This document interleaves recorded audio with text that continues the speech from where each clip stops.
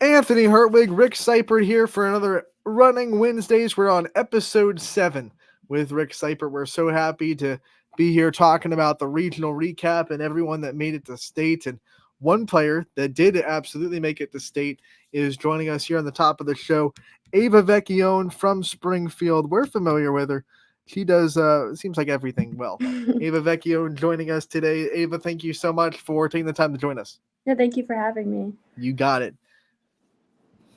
How's it What's it going? like making it to state? Like, let's just start off with the obvious. You get to state, you're able to get a regional championship. What's it like to be able to go down to Dayton next week or this week? I mean, it was definitely the goal from the beginning of the year to make it back because we have had success like the past few years. I've been lucky enough to make it to state, and this year I think with my teammates and my coaches like really pushing me, it just feels really rewarding being able to go, especially in 3 different events. Yeah, congratulations. So, what's the mindset this week when you're heading down there? I mean, I know it's the biggest stage possible and a different venue this year as well, going over to Dayton. So, like, what's your self talk this week going to look like since this is your second trip over there? Definitely just confidence and taking care of like my body because last year in Columbus like it was really hot, and I did my 2 relays, and when I got to my individual events it was like I was just drained and I was like dehydrated. So this year it's definitely like just taking care of my body and then just telling myself like I'm going to make it to the second day, I'm going to place on the podium, just like positive self-talk. What other lessons do you think you learned from being there before that you're going to lean on this year when you talk about mentality and knowing what to expect? Is there anything else that you think you're going to take from last year into this year? um I mean, I guess it just like anything could happen because like someone could win regionals and then go to state and then they could do even better or they can do worse. So I guess really when you go down there, it's like anyone's game. Like anyone could show up and just do great. So I just have to tell myself like even if I'm not ranked like the top 8 or 9 to qualify for the next day, that I could still podium. I could still make it to the next day and place. Yeah, it's a good mentality because, I mean, a lot of people, um, their goal is to go to state, but you mean it seems like you have the good idea this week. Like you're going to state to compete and get after it a little bit. You learned some lessons last year, so it's time for you to go there and shine out there. Mm-hmm. So like you said last year, you had a couple setbacks in terms of like hydration and then just running rampant. Like how exactly are you going to change things up for yourself this year? Definitely just like staying hydrated, like starting now and tomorrow. I think it's really important to just keep drinking water and Gatorade and like lay low on all like the sugar and stuff like that. And then we've been taking ice baths and just stretching like extra, like more than I would for like just a regular quad meet or something. So I know this has been a goal for you since the season started. What was it like navigating this season with this goal in mind, but also taking it one meet, 1 week at a time and making sure you're not looking too far ahead? it was just like looking at the competition I had at that meet. I wasn't really looking ahead. We didn't really start like I guess scouting until districts came up. So I really wasn't focusing on like what everyone else was running. I was just focusing on the girls that I would race against at the quad meet or tri meets that I was at and the invitationals. So and then obviously just getting faster and faster each meet. That was definitely the goal. So, what events do you feel the best about going over to Dayton this week? Well, definitely the Open 100 and Open 200. This is my first year, really. I mean, I ran the 100 hurdles a few meets last year, but then they pulled me out because I had a better chance at running the Open 2. But I mean, I'm pretty confident in that race. Obviously, I'd have to drop like some time and just critique like a few things in my form. But I feel most confident about the 200 and then the 100. We talked about at the top introducing you. You're a multiple sport athlete. You've been to state, not just in track before, you've been to state in basketball before as well.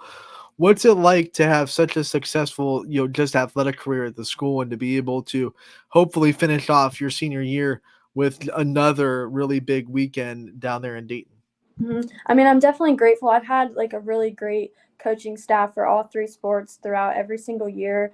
And it's just like all the girls are always like, we're always lifting each other up and we all want it. So it's more fun when you have like coaches and teammates who all want to go as far as we can. But yeah, like I'm just proud of everyone and grateful for being blessed like with opportunities of being able to go to state.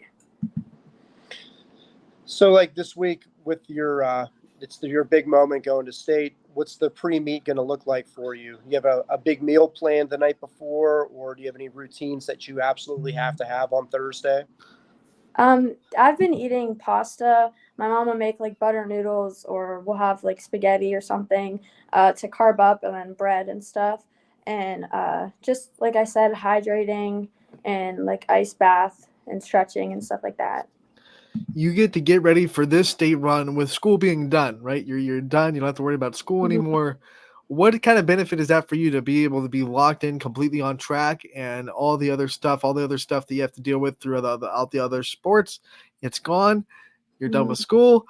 What kind of benefit is that for you? Well, actually, we end school tomorrow. So I had school today, and then I have my last day tomorrow. But I guess, like, I mean, it sucks that, like, everyone's out of school and I'm still in it. But it also, at the same time, like, I'm still in that routine of waking up every morning at, like, 7 o'clock.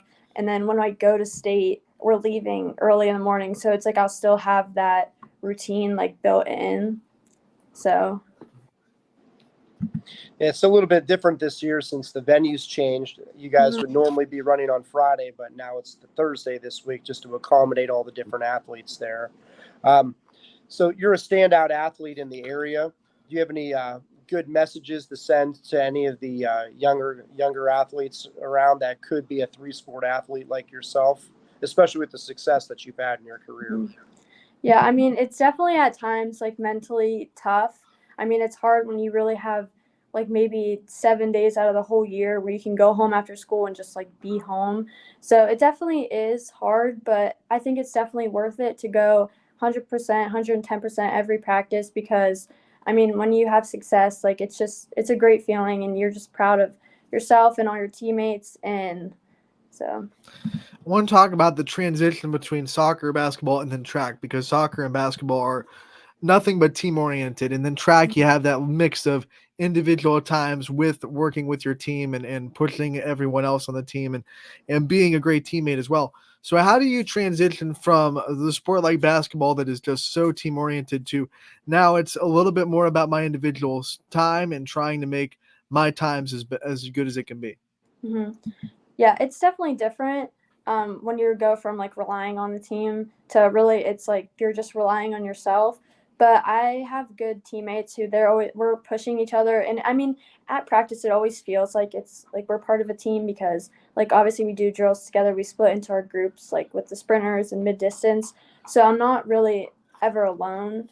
All my teammates they've been really like uplifting and they've been pushing me. So it's not too bad. So, like you said, you're kind of like you're not alone, but you are alone with these individual events.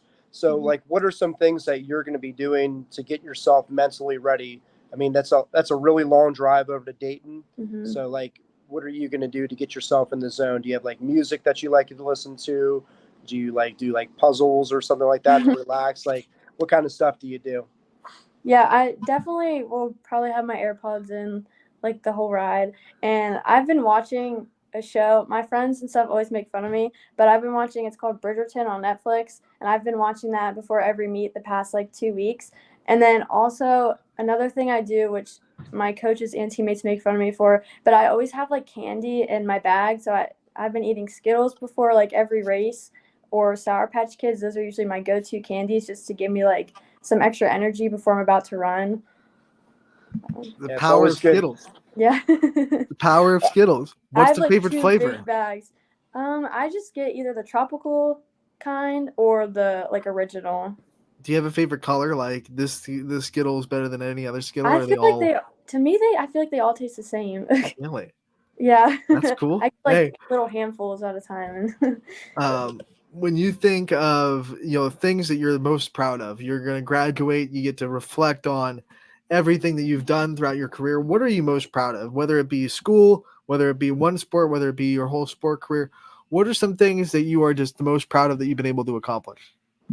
Well, my parents are big on academics, so definitely like academically being successful. But then for sports, like obviously I've had a great amount of success, so I'm definitely proud. Like going to regionals in basketball or winning regionals and going to state in basketball, that was fun, and making it like in the relays for state. Like it was like you just everyone was like so proud of each other, and it was just so fun like placing and stuff, and like soccer. And I've been blessed to have like teams for all three sports that we're all so close that like practices don't feel like practices. It just feels like you're hanging out with your friends, with just like running. So yeah. That's a great mentality to have. I mean, Mm-hmm. challenge I give my seniors every year is to make sure they leave it better than when they got it. So it seems like you're going to be doing that with the Springfield programs over there. So what's the next steps for you? What are we going to expect out of Ava moving forward next fall? Well, I'm just going to YSU. I'm still undecided on my major.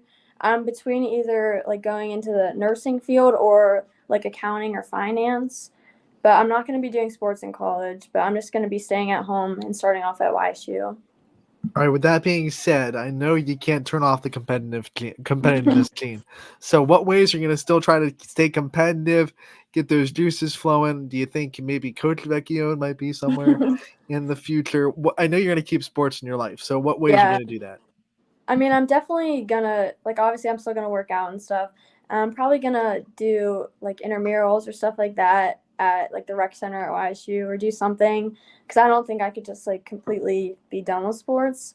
So I'll definitely do something. But I've been saying like me and my friends like want to play like pickleball or like something like that I like haven't played before. Like I thought that would be like fun to In the try. same avenue, when did you kind of make that decision that playing sports to the next level, whether it be whatever sport you wanted to play, when did you make that decision that that wasn't going to be the best fit for you and that you didn't want to make that move? Hmm. I mean, my family they kind of like wanted to push me towards playing sports, but I just felt like I'm satisfied with the career I've had through all three sports. I mean, it is a lot, so I give props to the people who are playing college sports because that is a lot. But I like I said, I'm just like satisfied with the career I've had, and I'm okay with like moving on and not playing sports in college. I have thought about it, like running track in college, or I've talked to like soccer coaches too. But I just figured like I just want to focus on schooling, and then like I'm still gonna do stuff sports wise, but not for the school. And go do all the things that you missed out on for your high school career, right? Right. Go experience life a little bit. Mm-hmm. It's one of my favorite days for kids. I always tell them, what should we do on our day off? And I said, whatever you want. You're a kid. Mm-hmm. Go do Right. kid things. Yeah. And especially as a stay down three sports and going so deep, you're basically going from one sport to the next probably for the last several years here. Yeah. So it'll be nice to take a break. And the intramurals at YSU are great. So I'm sure you'll Mm-hmm. have a good time doing whatever you choose to do down there. Great. So do you have any shout outs that you want to give to any of the people that got you to where you're at today? Yeah, definitely all my track coaches. I have a great coaching staff. They always push me, give me many pep talks, and lift me up. And then I'll shout out my senior girls, so Emma Sanders, Hallie Joyce, and Riley McCombs, because they've stuck by my side the whole season. They've been very like uplifting and positive towards me. And then obviously my parents and my grandparents, because they come to every sporting event the last 4 years in high school. They've been super supportive. And then my sisters, because they also, even if they don't want to be there, they go and cheer me on. Excuse me. But we ask every track athlete this too. Really quick, what is your favorite, training drill and then least favorite? For track? Yeah. Okay. Well, I don't like running like long distances. So like when we do 400 repeats or like 600, anything greater than that. And usually I get stuck doing those with hurdles since I was a 300 hurdler and 100 hurdler. So those sucked. And then my favorite is just like short sprints, like 50 or 100-meter sprints. Yeah, probably a lot of that this week, just cutting down and tapering for this weekend. So Yeah. the quickest practices of the year, it's just about being sharp and fresh for Right. what's to come. Exactly. Ava, we want to thank you so much for taking the time to join us. This is kind of a good last way to interview you one last time. We've done it so much throughout the other sports as well. Thank you for your time always. We wish you the best of luck at state, and we look forward to talking to you real soon. Yeah, thank you for having me. Yeah, good luck this week. Thank you.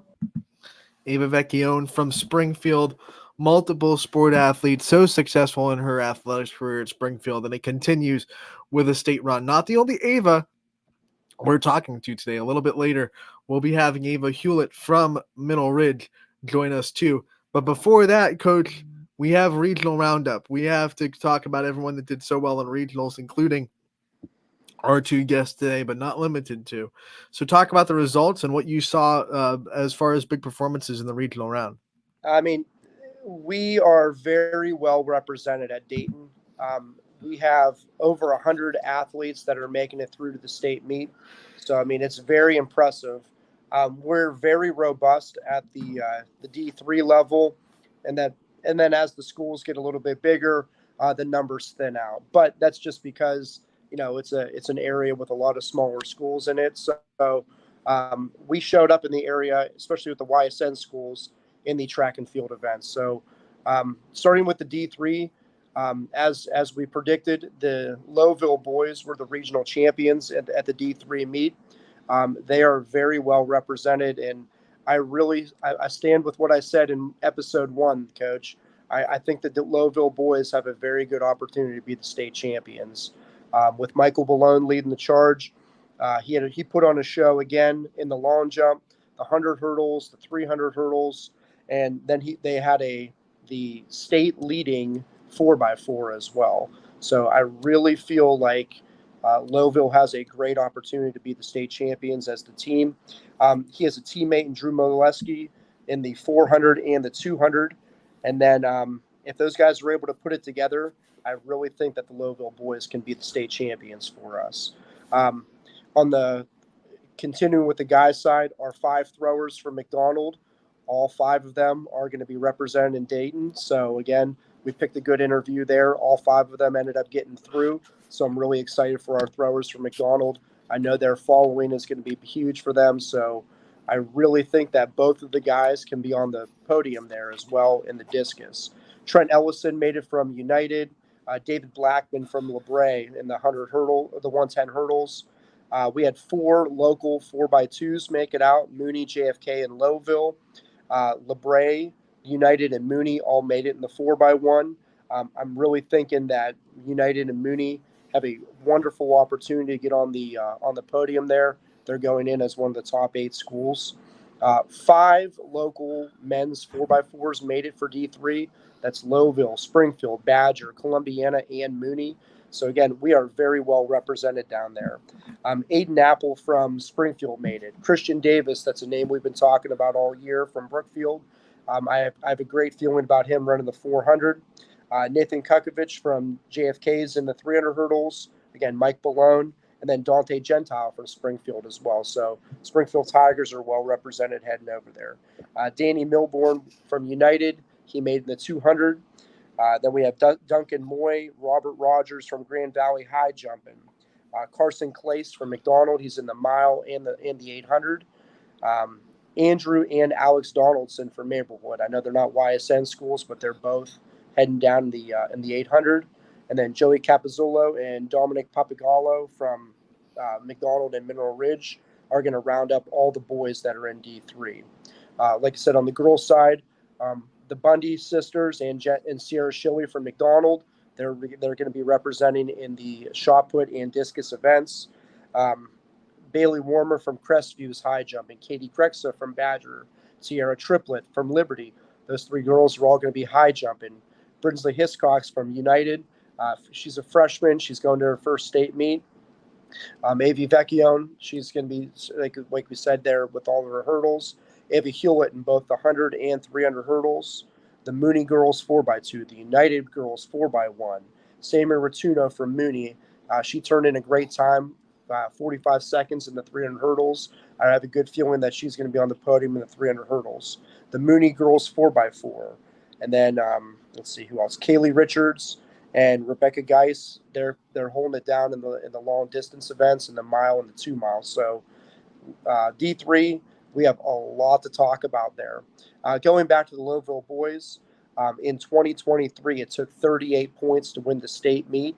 So if Balone and any of those relays and Drew can have a big day, I really think that those boys are going to hold up the trophy at the end of the meet there.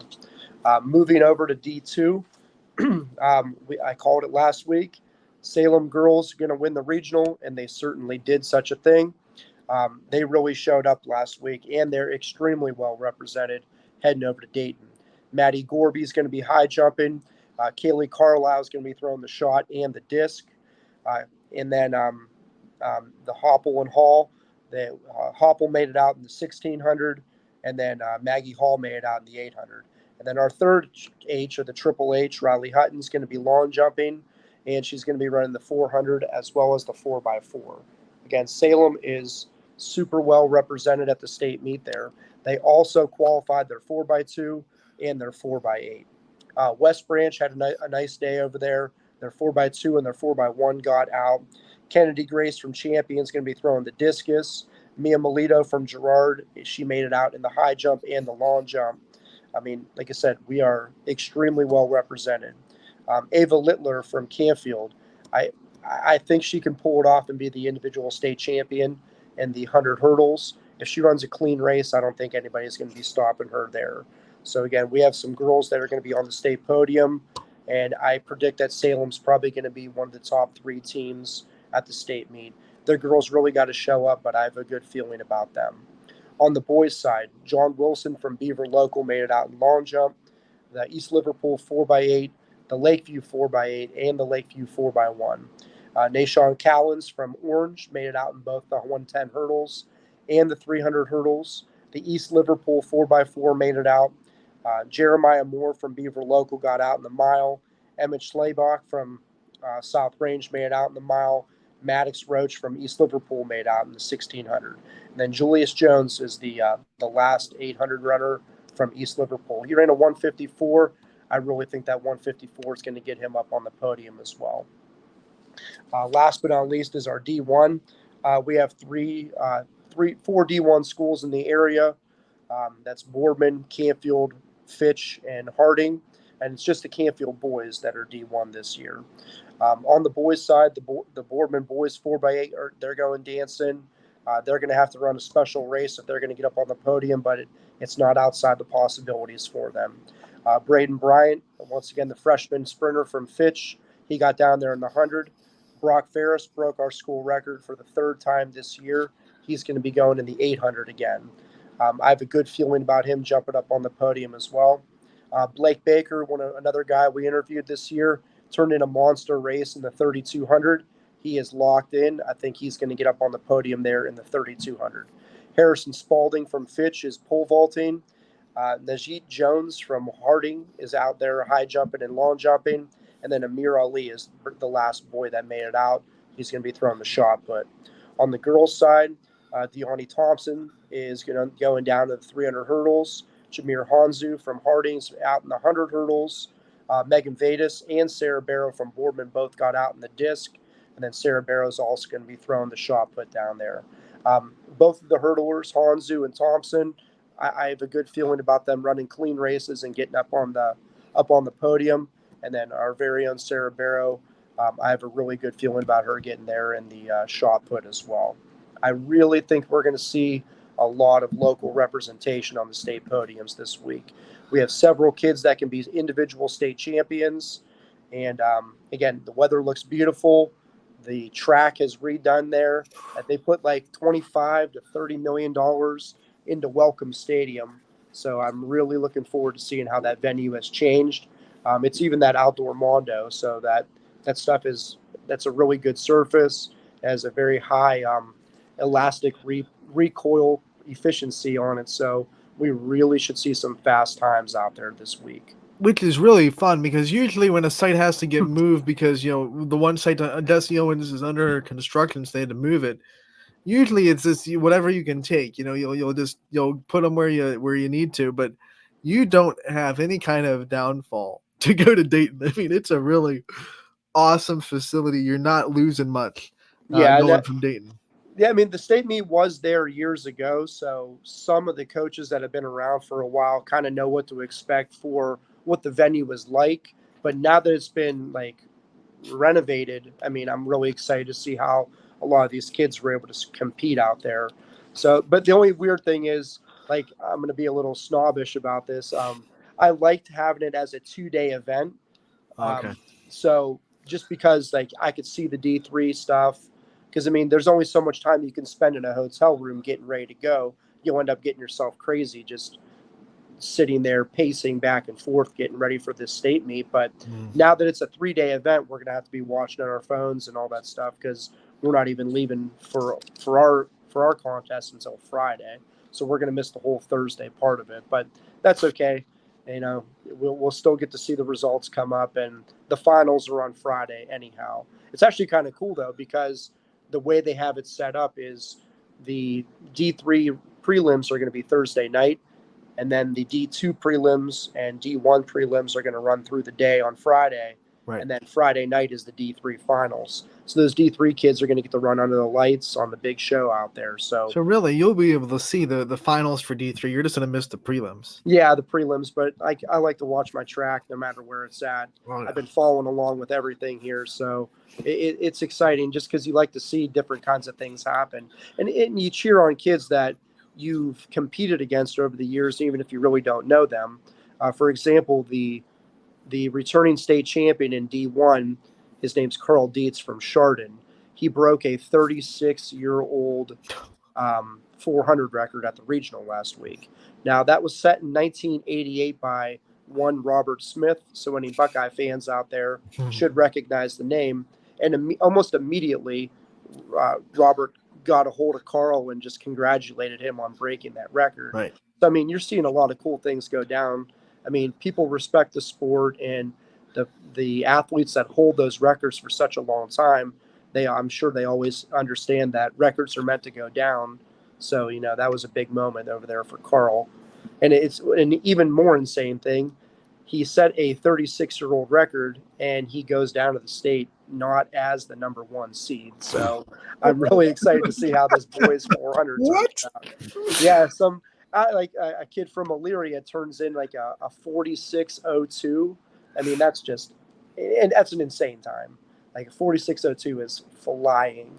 And you see that every year, though. Like, just when you don't think things can get any faster or thrown any further, they certainly do those things. I think that's like in every sport. You're starting to see like the next generation of athletes get better and better and better, no matter what sport you're talking about. You know, we're seeing more 1,000-point scores in basketball than we've ever seen. We're seeing kids in football being able to throw the ball and run faster than we've ever seen. And, you know, softball, baseball, the pitching velo is getting up. So it's happening in every sport. We're just getting better. I don't know, as a human race. I don't know. Well, I mean, equipment is better. They have like those super shoes that they have now, and you heard me say earlier the elastic recoil efficiencies. But they have shoes now that the more force you put down, the more force you're going to get back up. So they're designed to actually make you a couple of percentage points faster. Those super shoes, yeah. So those carbon fiber shoes. Yeah. I mean, it's amazing the training techniques, the lifting techniques. I mean, like I said, if you're going to run fast, you have to train fast. So sprinting is sprinting, but the way people lift in the weight rooms with the equipment, I mean, you're pushing the human body to limits that it hasn't seen before. Are there shoes that like are not acceptable or like that? Is there like a shoe? Like in softball, you can only use so many bats, right? So there are bats that are sanctioned. Are there shoes that are unsanctioned? I don't know the rule 100%, but I'm pretty sure that some of those carbon fiber shoes, depending on what the venue is or depending on what the league is, you're not able to use them. Right. But I mean, it still helps you. It still helps you through training. Yeah, you can still train with them, no doubt. Yeah, if you're training with things like that, they're going to make you faster.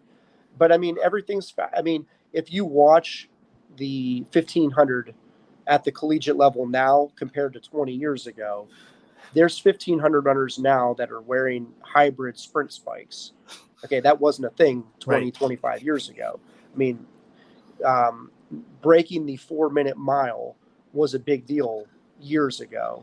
Now there's 50 plus kids that are doing it on a yearly basis, breaking 10 seconds. Right. I believe there's over 100 collegiate athletes that broke 10 seconds in the 100. I mean, as a race, we're getting faster. Things are just getting better in a lot of sense there. There's high school kids running sub 10 now. It's insane. What else is getting better is Ava Hulett from Middle Ridge. It's the perfect tee up to talk to another runner that is going to state. Ava, thank you so much for taking the time to hop on and talk to us. Thank you for having me. You got it. Welcome, Ava. How's it going over there? Oh, it's good. I'd hope so. I'd hope so. So let's talk about getting to state and the feelings that come with it. And I know it's been a goal all year, and you finally get to be able to accomplish it. What did it feel like to realize that you were going to state? Well, I knew I couldn't get too excited because I had a meet to run on Wednesday to make semis and then come back on Friday for finals. So I just had to keep focused and focus on my own race and not worry about anyone else. You excited? So obviously you're going to be excited to head over there. What's your mindset with the quick turnover? You're going to be running Thursday night and then possibly coming back for the finals on Friday for these things. How are you going to make that adjustment going from a Wednesday, Friday to a Thursday, Friday this week? Yeah, I'm definitely bringing my Epsom salt down to Dayton, and I'm going to be taking an Epsom salt bath to just recover my legs. But hopefully that just stretching and how I get ready for every meet, that it'll all be good. Talk about this week leading up to it and what kind of preparation work goes in before you even get down to Dayton, and maybe some pre-day meals that you're going to be putting in your body, things like that you're doing in the next couple of days that are going to get you ready for Thursday. Yeah, I've definitely been eating a lot of protein recently, cut out all bad food, all bad drinks, just everything. And just I'm keeping my drills the same and just really focusing on what I need to work on to achieve finals and hopefully get on the podium. So let's talk about the training leading up to these 300 hurdles especially. We always have a debate with our coaching staff every year, what is the hardest high school race? And even though I was never a hurdler myself, I always say that 300, if you run the threes the right way, it's harder than the 8, it's harder than the 4. So why don't you talk us through how that 300 hurdle race looks like? Yeah, this is my first year running 300 hurdles. In the past, I just ran 100 hurdles, and there's a huge difference. I ran the 4x4 a couple times this year, and I definitely say the 300 hurdles are way more brutal, but it's just all about keeping your momentum throughout the whole entire race and not losing your acceleration. How do you have so much success in something that, like you just said, it is the first year you ran it? I mean, what clicked so quick for you? I mean, I've been doing hurdles since 8th grade, so it's the technique was all there. It's just the sprint between the hurdles that is what I had to focus on and worry about. So what's kind of self-talk have you been giving yourself this week getting ready to go down to the state meet? You're going to be seeing the best of the best in D3. What are some positive self-talks you've been giving yourself leading up to this meet? I'm more calm because, this is my 3rd time making it to state for hurdles. And so I kind of have a feel of how it will be down there, and being that I'm a junior this year, I'm definitely I don't know, I feel more prepared, and I feel like I can accomplish a lot this year. What are some lessons from last year that you're going to take and maybe make adjustments into this year? Definitely my starts. I've gotten a lot better with my starts. To my first 3 hurdles is what I struggled with last year, and it ended up me losing, not making it to finals by 100th of a second. So I'm definitely hungry, and I'm ready to make it to finals. Yeah, and fixing those starts, you can get yourself a lot of ticks there, just fixing up that start. And in sprint events, if you don't have a good start, you're not really having a good race in that sense. That's a great thing to fix up there to heading down there. So what's your pre-meet going to look like? Do you have any superstitions or rituals that you absolutely have to do getting ready to go for both of the hurdle events? Yeah, I mean, we don't race until 4:30, I think, on Thursday. So I'll probably have a chicken wrap around like 1 o'clock. But other than that, I start my warm up like an hour before, and I just do the routine that I do every meet. Is a pre-meat chicken wrap a routine too? Is that something that you stick to and you always have? Yeah, except if it was on a Saturday, like meat. But other than that, I usually have a chicken wrap. Hey, it's good protein, good carbs, always ready to rock there. Oh. So, like, you're a standout athlete over there at Mineral Ridge. So, what are some things that you're going to be telling, like, any of the younger athletes that might be looking up to you in the Ram community? Yeah, there was a few freshmen this year who have never like really done hurdles, but I really like took them on and just helping them like with their technique and everything, focusing on like the little things that like maybe I even forgot about. It's like a good reminder and a refresher for me too. So they really helped me out and definitely have pushed me this year. Track is the end of a long school year for you. You go nonstop with volleyball, basketball, then track. How do you stay away from fatigue and gassing out at the end of a track season?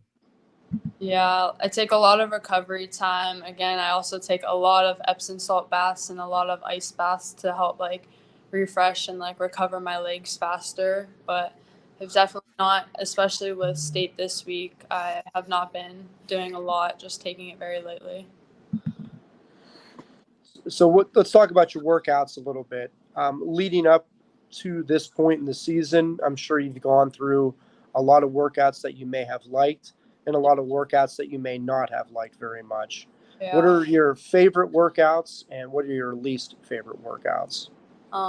My favorite workouts is probably doing a fly-in 200, and basically that's just like we set up the hurdles for like the 300 starts, but I start from like the 200, and then I do like I run through all the hurdles, and then I have like a 5-minute recovery time, and I'll do the same thing in the 100, and I feel like it's a really good workout to like help boost my endurance for the threes.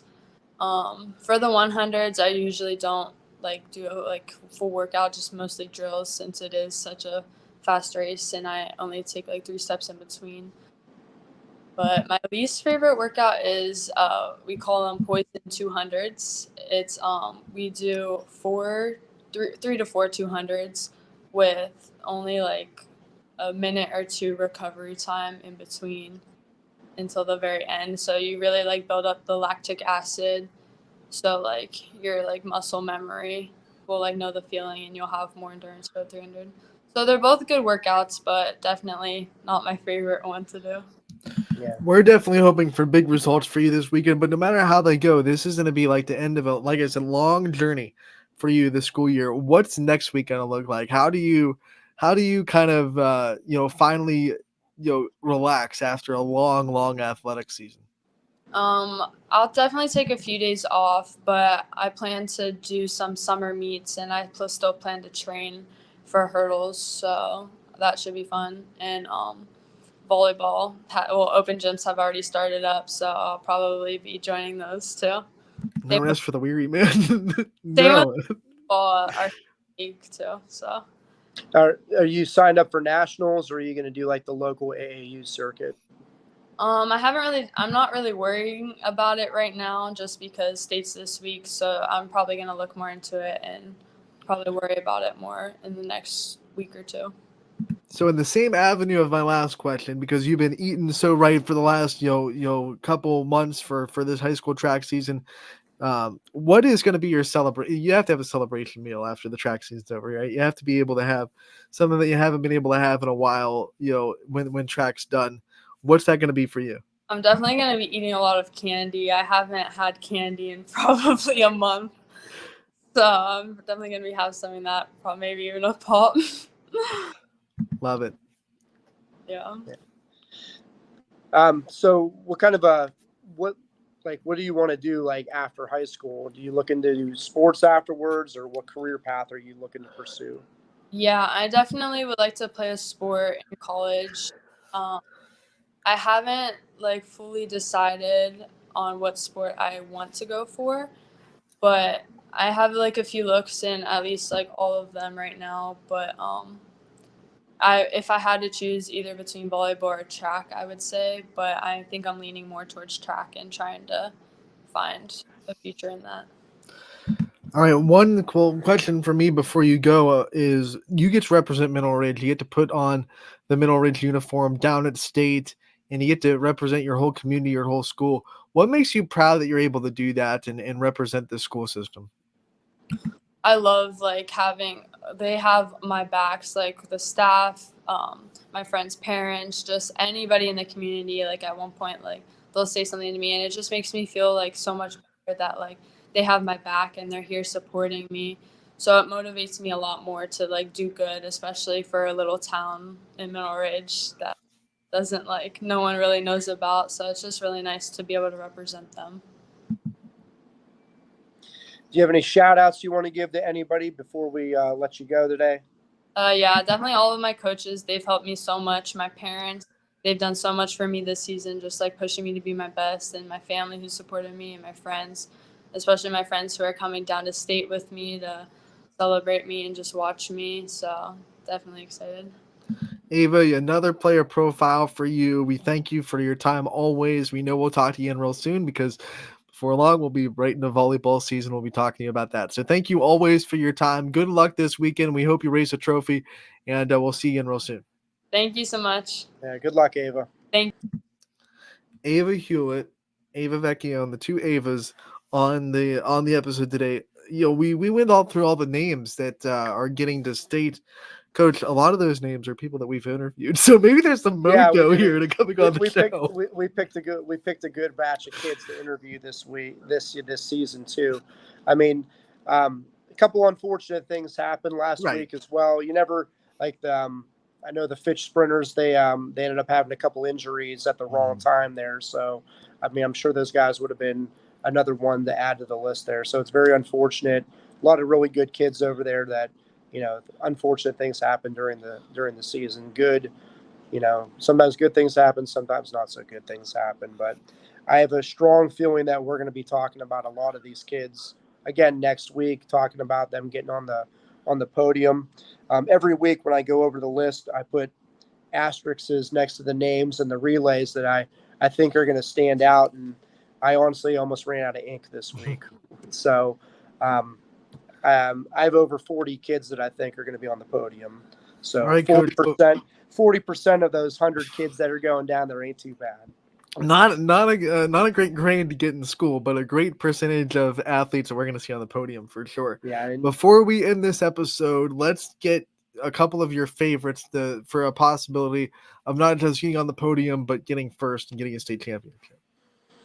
Well, all right. So first, as we said in the top of the show, the Lowville boys, I really think that they have a great opportunity to be the state champions. I am not betting against Mike Malone in D3 in any of the individual events that he's in. And again, they're also the clubhouse leader going over to Dayton in the 4x4. They ran a 321, I believe, at the regional meet.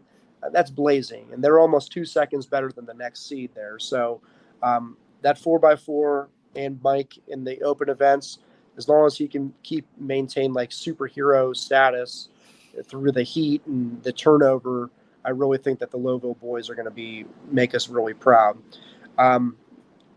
Tiara Triplett and Katie Grexa from Badger, I think they have a good opportunity to be close to the top of the podium there. I really like Christian Davis in the 400.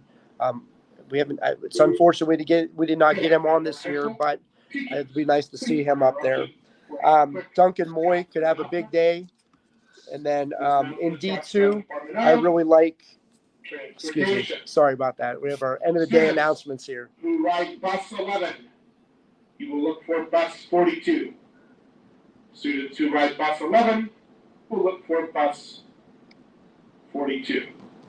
Students who ride bus 9 We're looking for bus 13. Sorry. Cast 2 right bus 9. A lot of transportation problems over at Boardman today. Students who ride bus 42, you will look for bus 12. 42 will be 12. Recap, quick. 11 will be 42. 9 will be. Wait a minute, that wasn't You know, right. anybody that wants to drive a bus, you can send them over to Boardman. If you ride 11, you're also going to be on 12. So 11 and 42 are both on 12. 9 is on 13. Take care, be safe, and good times! That was a great end, but that confused me Mr. so much. Loves it, man. I mean, let's see. Back to D2. I really like, again, Ava Littler from Canfield in the high hurdles. She put on a show all season, so I really don't see her stopping. She is going to get some big competition down there, but it would be in the finals. If she runs a clean race, I have a good feeling about her being a state champion as well. Riley Hutton, long jumping. She knocked out an 18-footer last week. You put something like that out there at the state meet, you're going to be in pretty good shape. And then Blake Baker in the 3,200, I really think he's going to be high on the podium. Brock Ferris, again, he was third at regionals, breaking our school record. I think his legs are going to be a little more rested, and I think he's going to be ready to go for the state meet here. I really think we're going to be talking about at least a handful of state champions next week, and then a lot of other good performances that we're going to see out of our kids. But I have a lot of asterisks in my notes over here for this week going down to the state meet. So we're going to be talking about a lot of well-represented teams and athletes going down there. We're so excited, Coach. That'll do it for today's episode 7. Next week's episode 8, it's the series finale where we'll talk about the state and all the champions, hopefully, that we have and the people on the podium. We'll try to get as many great performances on as we can. We might have like a running Wednesday super show for the season finale, because why not, right? We want to celebrate these people that go and do so well at state. So we might just bring on as many people as possible next week. Well, I mean, to get to this point, these kids have been through a lot to get to this point, and the state meet it's an animal in itself. You have a less than a 24-hour turnover in a lot of cases to go from the semis to the finals, and you're going against the best of the best in your divisions. So, I mean, you're really going to beat yourselves up. The answer, what should be doing the day after, is just shutting down and being a kid, because they're going to be feeling it for a couple days after this one. Not for really excited. He's going right to volleyball. Yeah, exactly. Or right straight to volleyball open gyms, and then we're right into June, and that's big basketball time for camps and all the other stuff too. So you're going to see no rest for some of these kids. When we talk about that, we talk about, my man, geez, they're not getting any rest, but I would bet a lot of those first open gyms for Ava Hulett, she is there in a leadership capacity because she is one of the best players on the team. So she's there to be a leader, to say, I am here. I bet that she's not going 100% those first couple open gyms. I don't know. Maybe. Have you met Mackenzie Riccatelli? Well, do you think she's calming down at an open gym there? She's a different animal, as you like to say. They all are. I mean, we have so many great athletes in this area. I mean, I'm so proud to see all these kids go. I mean, I take a lot of pride in being from the Youngstown area, as a lot of us do, but seeing these kids do such a good job, whether they're from rival schools or from our own backyard, it really makes me excited, and it gives you a sense of pride, because I saw that kid 3 months ago at a meet, and now here they are. Look how they grew. Look how they've grown since their freshman year. I mean, it's amazing. I was just going through some of my old notes, seeing some of these kids, how they've developed. I mean, it's really impressive, and I know personally what it takes to get to where they're at, so it's even more impressive in that sense. Well, that'll do it for episode 7. Our regional recap and state preview is done. We want to thank Ava Vecchione and Ava Hulett, the Avas, for coming on the show today and talking about what they're going to be going through in the week. I'm sure they're both kind of rooting for each other, but also competing against each other a little bit. They are competing against each other. So, no matter what, they're competing against each other. So hopefully we have more odds of someone getting a really good result. If they're both going up against each other, you put more things in the bucket, you have more odds to bring home the gold. It's probably good that we separated those two, Yeah.